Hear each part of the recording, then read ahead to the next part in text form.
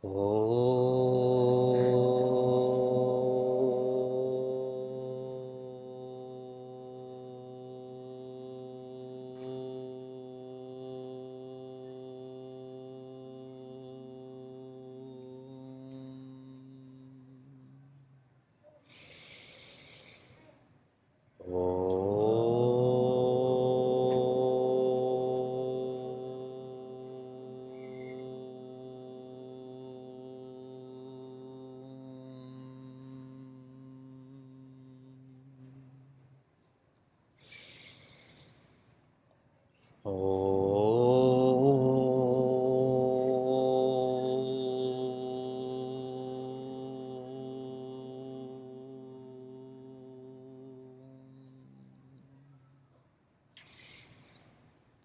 Narayana.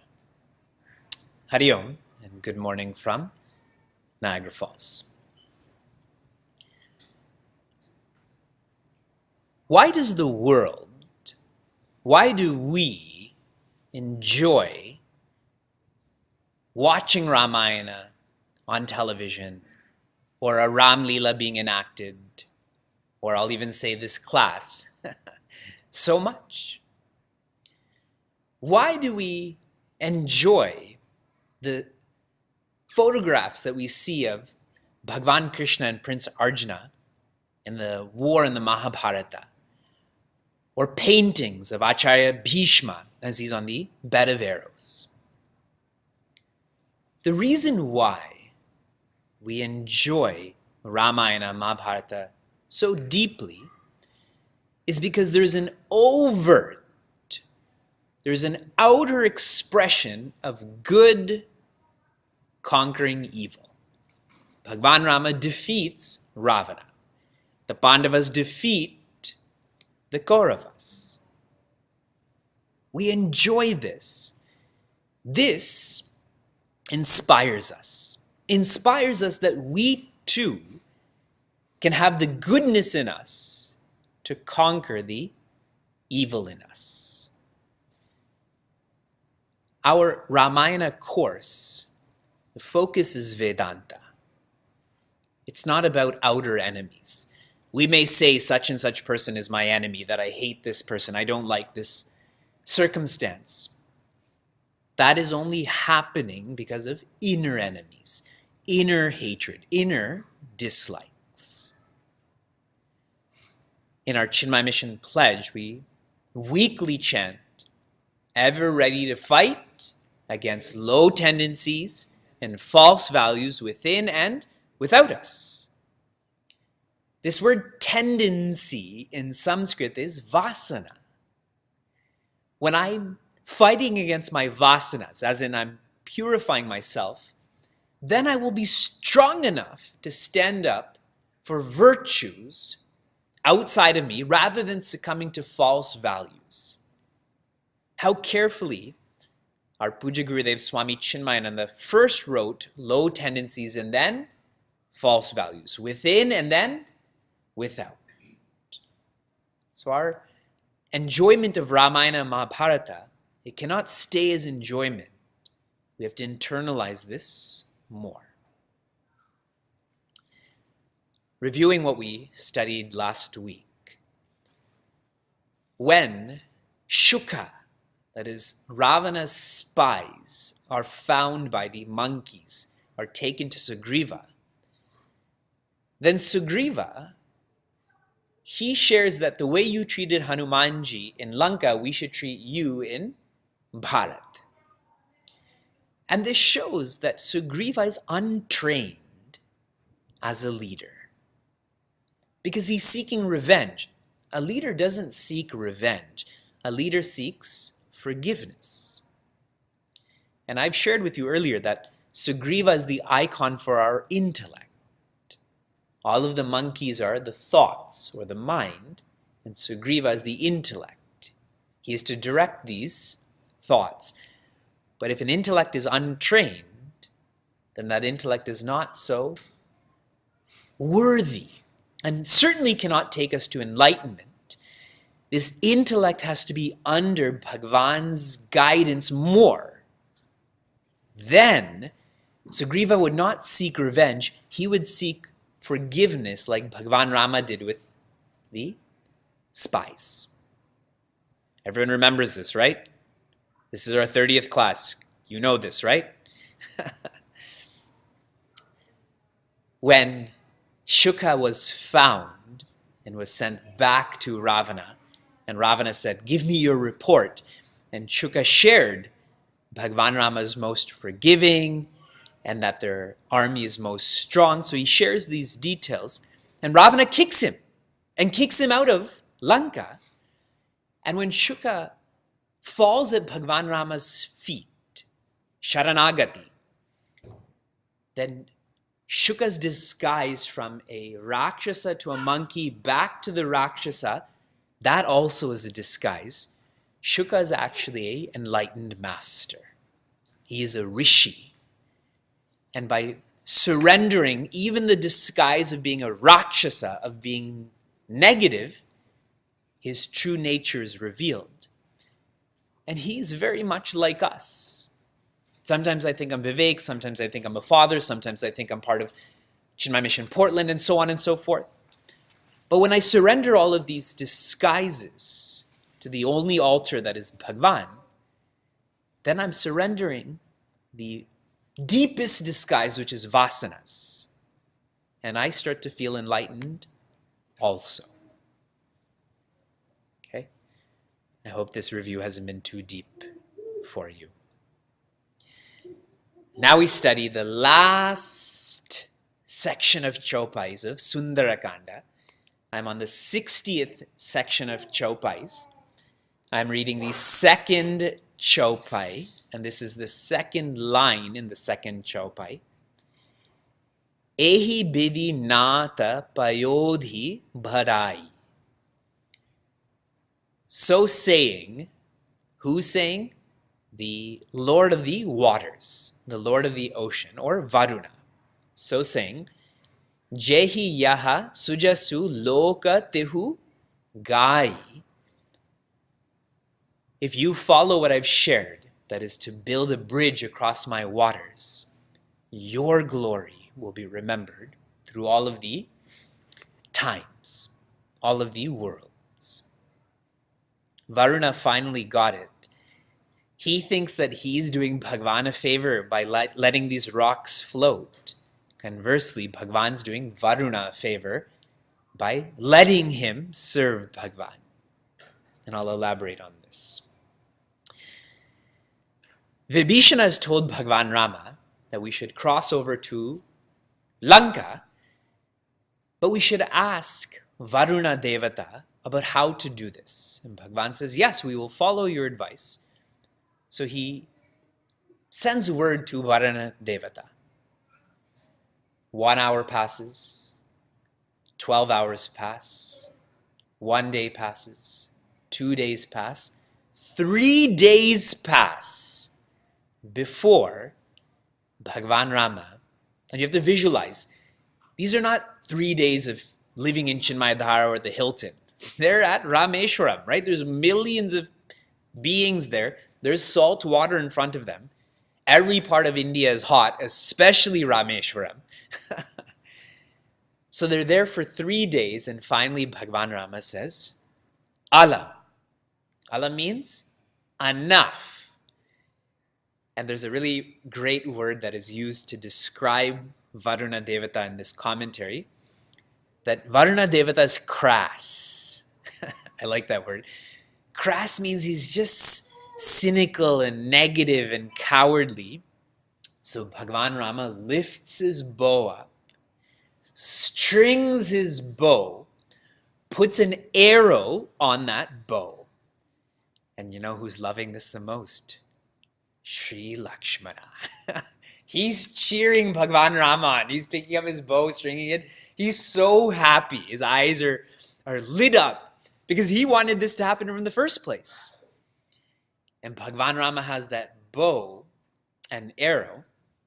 And even before he releases that arrow, in the middle of the Indian Ocean, there's a fire that erupts. Now you can visualize this like in Hawaii, correct? The volcano is erupting in Hawaii. And volcanoes start from the ocean, right? And they just keep accumulating. So fire erupts in the middle of the Indian Ocean, and all of the animals are fleeing. All of the underwater animals are fleeing, the whales, the fish. They all have to flee from there. So this is all happening. And finally, Varuna Devata gives up his cowardliness. He gives up his stubbornness. And he comes to Bhagwan Rama and asks for forgiveness. Now, as he's asking for forgiveness, he says, Bhagwan Rama, I'm asking for forgiveness, but this is actually your fault. He says, it's your fault that it took me so long to recognize who you are, because I'm just water. And he gives this upadesha that earth and water and fire and air and space are inert. I'm water, I'm inert. So really it's your fault that I was so slow in coming to you for forgiveness. Can you remember the other person who said it was Bhagwan Rama's fault that he had forgotten Bhagwan Rama? It was Sugriva again, remember? After Sugriva forgot about Bhagwan Rama's pact, then he came to Bhagwan Rama and said, it's your Maya that had me entranced in all of these pleasures. So when Bhagwan Rama is asked for forgiveness, naturally, he's going to forgive. And there's a powerful line that Varuna Devata says,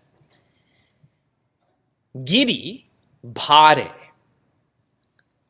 Giri bhare tarahihi jaladhi. He shares with Bhagwan Rama that Nila and Nala were given a boon, were given a gift when they were children, that anything they put onto the water, despite this being heavy, will float. In other words, they were the engineers of this group. So Varuna Devata shows Nila and Nala their gift. So now we'll open up some of the Vedanta in this closing chopai.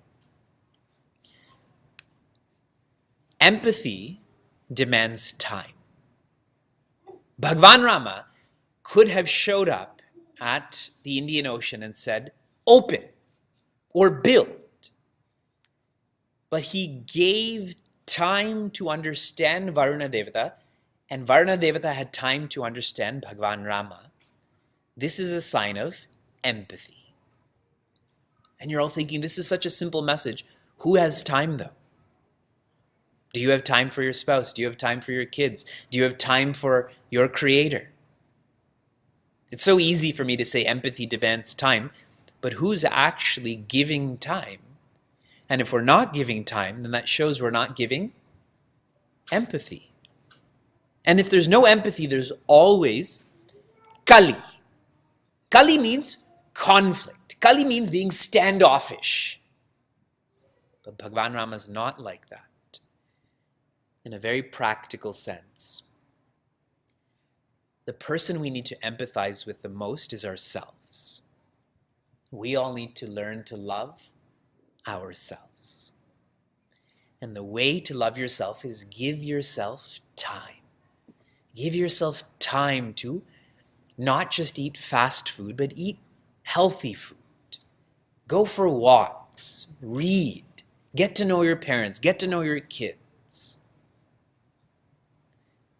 When you don't love yourself, you can never love another person.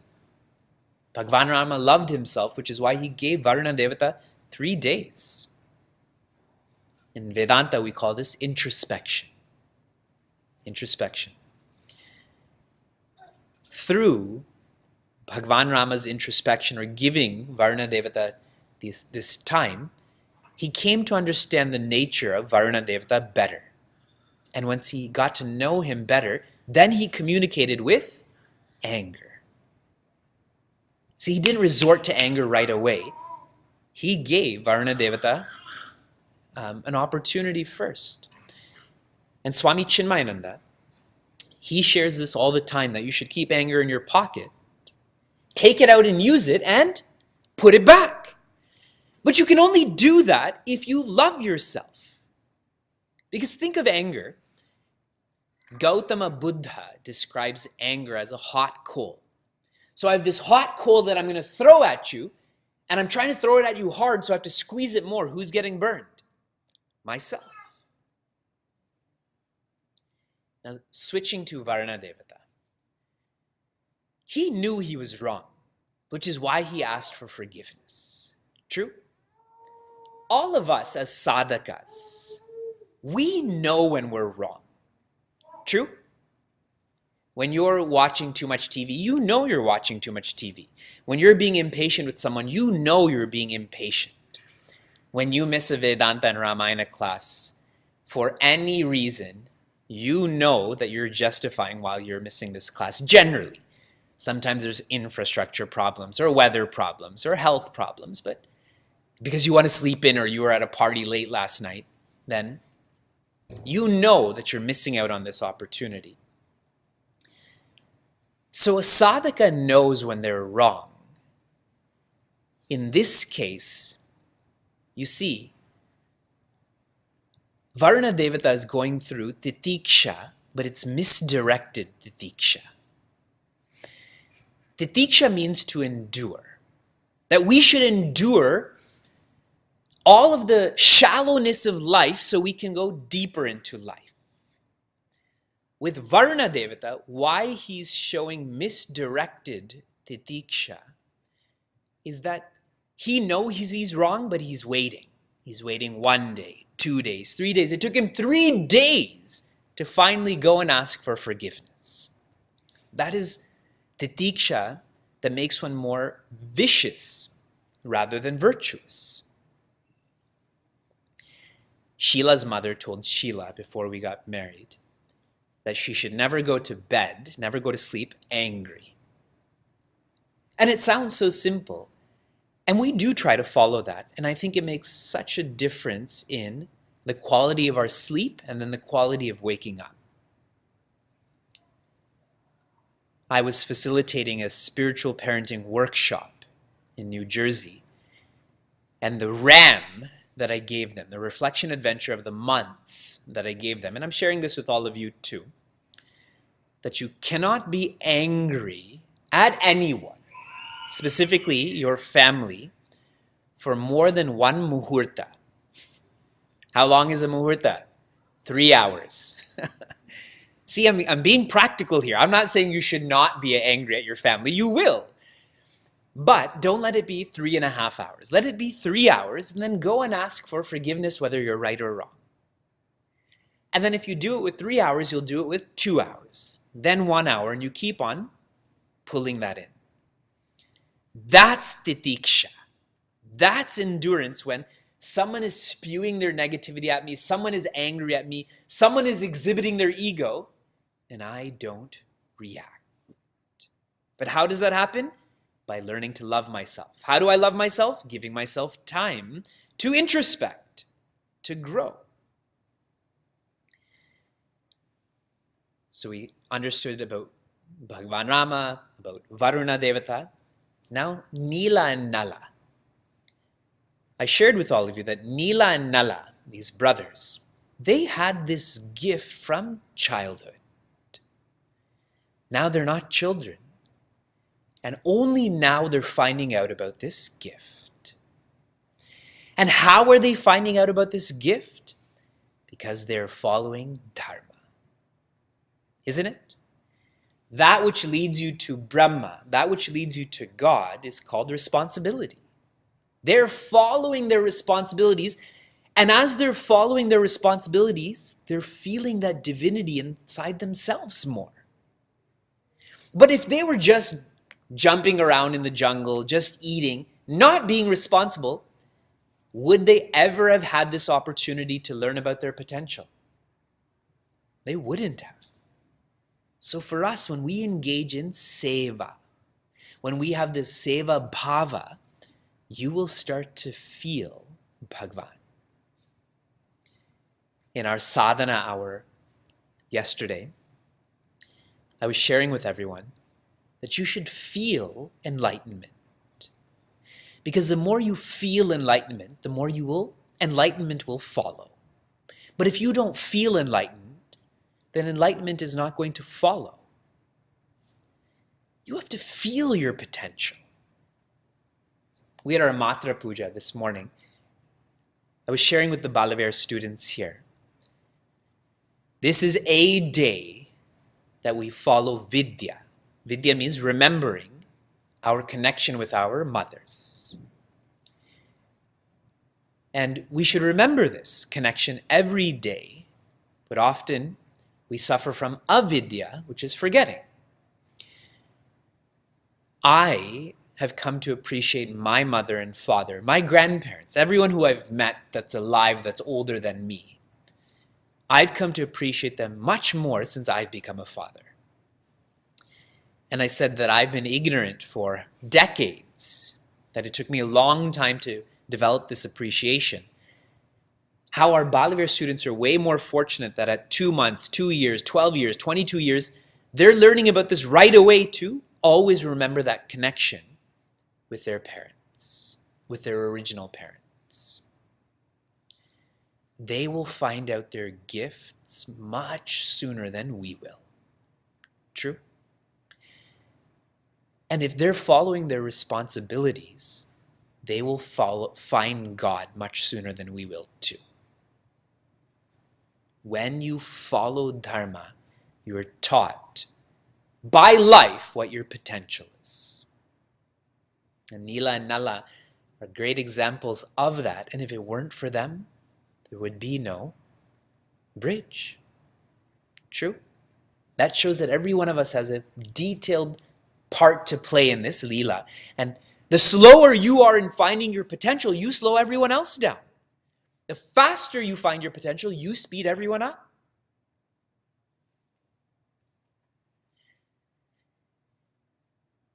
In the last portion of Srimad Bhagavad Gita, Bhagavan Krishna says, the following people are dear to me.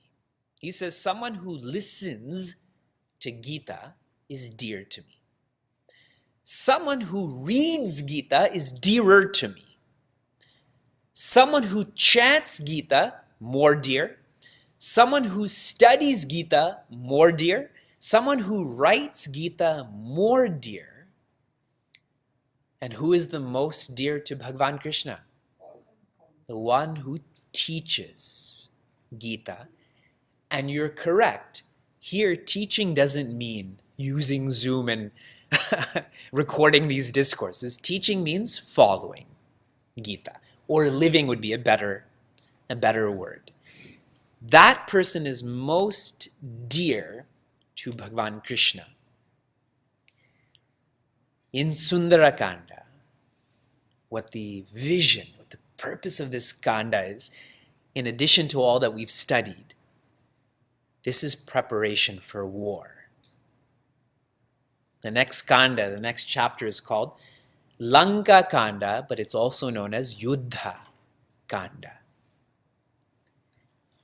By following the way that Hanumanji was focused on in Sundarakanda in the beginning, his journey to Lanka and back, by following Vibhishana Ji's Sharanagati, that is preparing us for war. In war, there's no more practicing, there's only games. It's not a scrimmage anymore. There is full exposure, full contact. We are reaching the end of Ramayana, and it requires a lot of preparation. We will be dearest to Bhagavan. Bhagavan Rama has hugged Hanumanji, Bhagavan Rama has hugged Vibhishana. We will be Hanumanji and Vibhishana if we teach Bhagavad Gita Ramayana, which really means we live Bhagavad Gita Ramayana.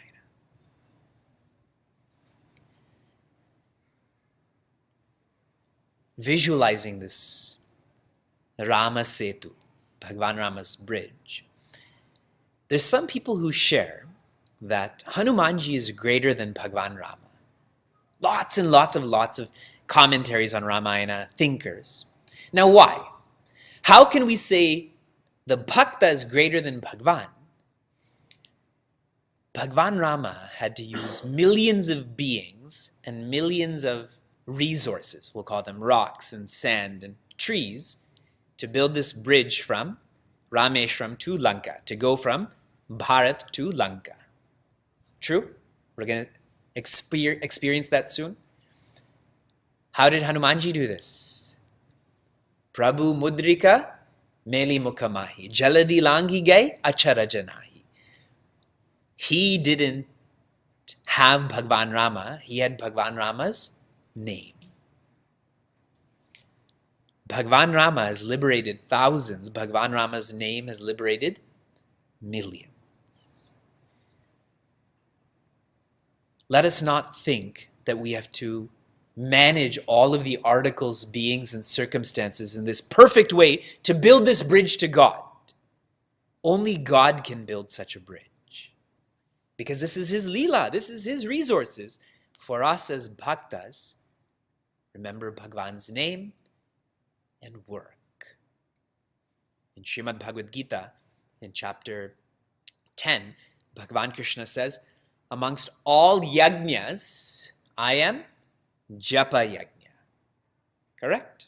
So now relating that to this bridge, Hanumanji built his own bridge using Bhagavan Rama's name. And one more detail about this bridge. Many people call this Ram Setu, correct? Another name for this is Dharma Setu. Dharma Setu, because Hanumanji was able to go from Rameshwaram to Lanka by himself with this bridge. And remember, Mother Sita's Shanti, so one person received Shanti, was exposed to Shanti. With this bridge, millions are going to be able to reach Shanti. A Dharma Setu is where all are benefited. When you're following Dharma, you are building a bridge where all are benefited, not just you. A Dharma Setu.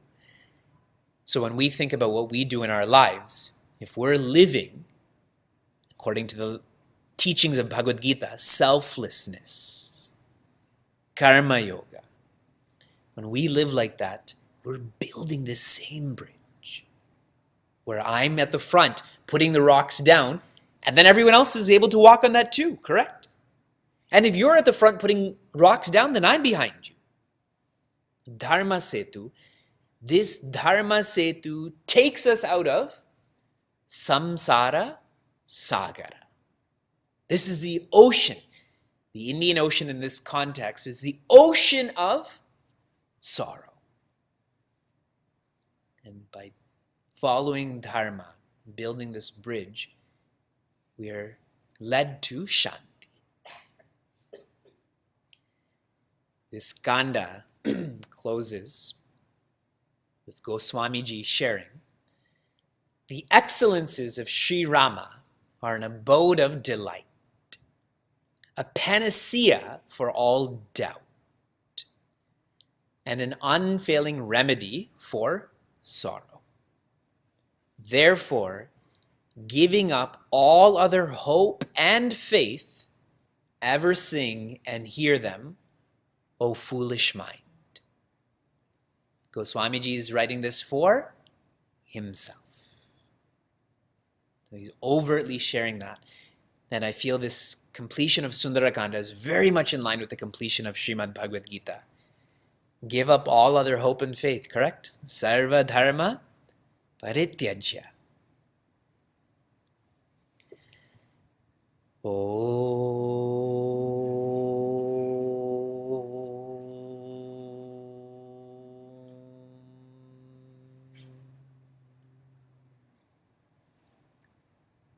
Narayan.